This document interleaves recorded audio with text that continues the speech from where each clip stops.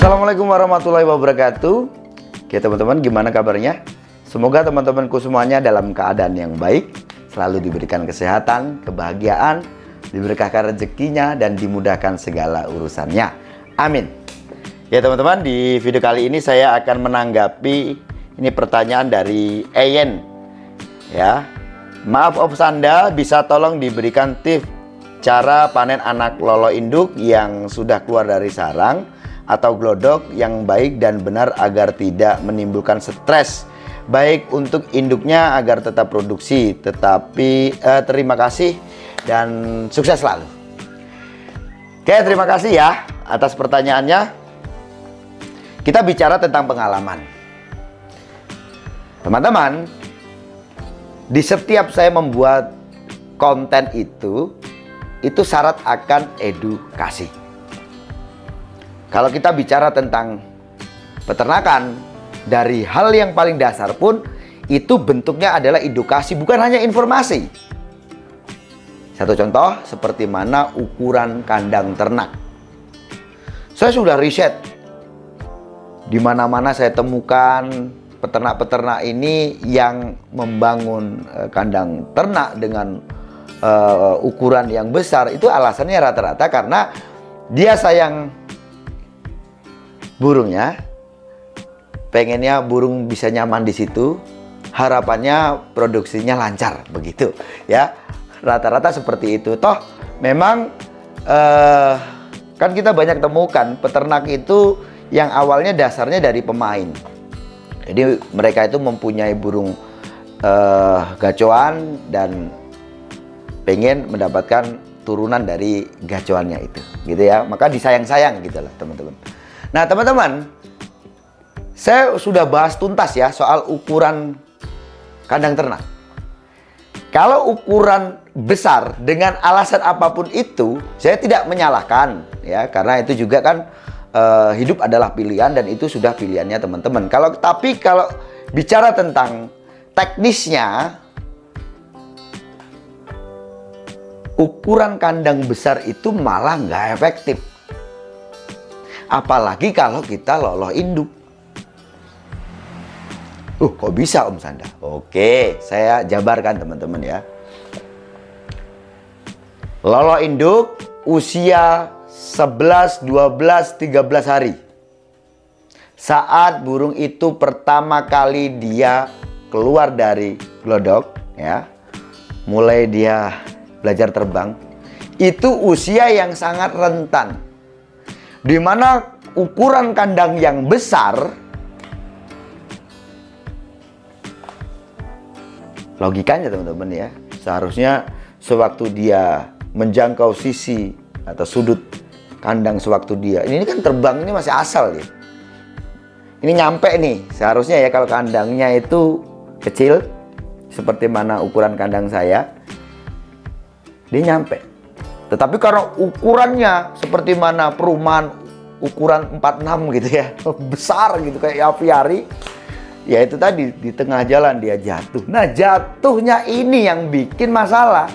Memang tidak terlihat sewaktu itu, tetapi teman-teman jarak biasanya 5 hari itu.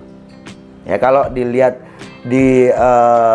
hitung dari umurnya mulai ke 20 hari ya itu.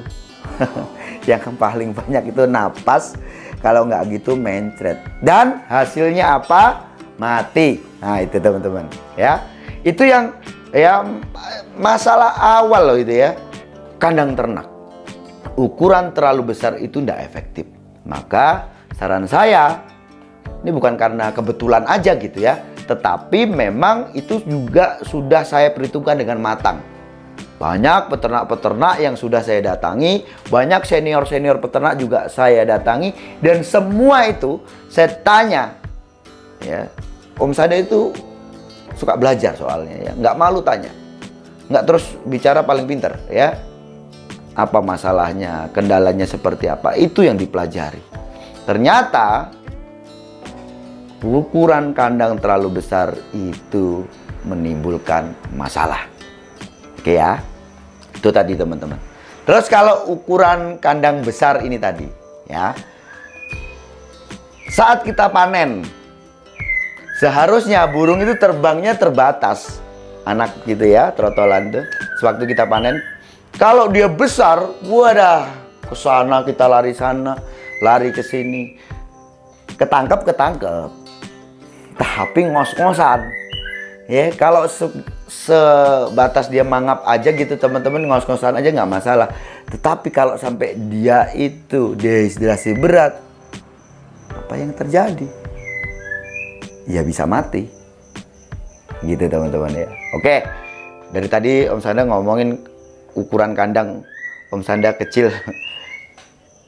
Ukurannya seberapa gitu ya pastinya. Jadi teman-teman, ukuran yang ideal menurut Om Sanda bicara seperti ini karena kan ada kapasitasnya. Om Sanda ada visualnya, pembuktiannya ada, ya. Dan bukan hanya bisa gitu loh teman-teman ya, tetapi di sini menegaskan bahwa kestabilan produksi itu lebih penting teman-teman. Itu jelas penting. Untuk apa terus kita itu produksi saat ini, setelah itu produksi yang kedua ketiga bermasalah. Ini kestabilan ya, kestabilan dalam produksi. Ada kandangnya dan teman-teman tahu sendiri stabil seperti mana yang saya bahas di video sebelumnya. Ada buktinya. Jadi ukuran kandang ini 90, matangnya itu cuma 80 teman-teman karena kepotong bata ya. Ukuran itu sama dengan ukuran kawat ram yang warnanya hijau. Kalau yang dia Rainer ya, itu ukurannya 1 meter. Kalau yang warna hijau itu ukurannya 90 cm.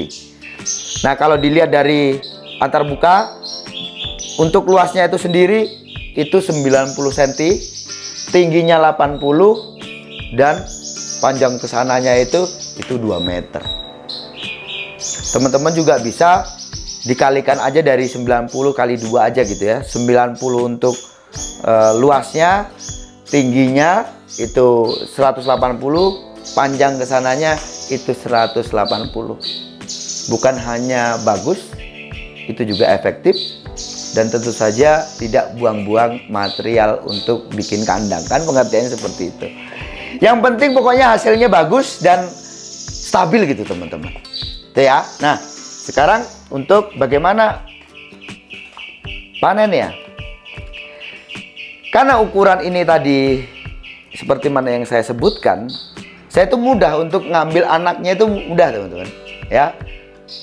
Bisa pakai alat bantu jaring atau pakai tangan. Biasanya sih saya pakai tangan. Saya masuk, dia terbang ke sisi gitu ya, ke pojokan, saya pegang burungnya.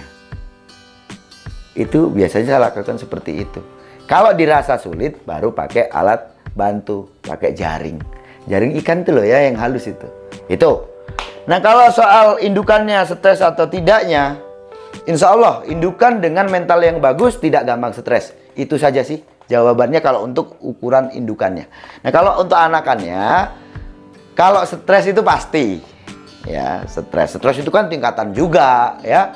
Orang gila itu aja tingkatan kok teman-teman ya. Ada stres karena kerja ya, stres karena kecapean, stres sambil teranjang, stres tidur di jalan. Itu beda-beda stres teman-teman ya. Nah, kalau ukurannya stres itu kan tingkatan. Jadi ya stres ringan nggak masalah. Yang terpenting kita pantau dia tetap bisa makan. Ya, dia mau makan itu udah menurut saya apa ya? Insya Allah itu aman lah. Pokoknya dia harus makan.